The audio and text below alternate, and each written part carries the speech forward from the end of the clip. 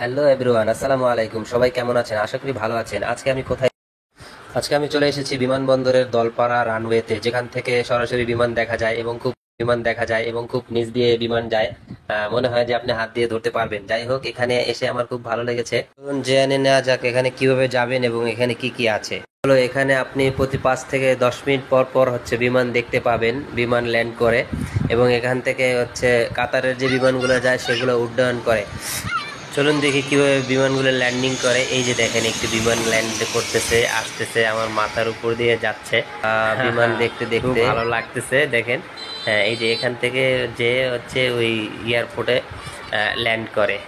এখানে আসলে আপনারা হচ্ছে, এখানে ফুচকার দোকান আছে, তাছাড়া আরও ফাস্টফুডের দোকান আছে। এখানে সময় কেটে যাবে।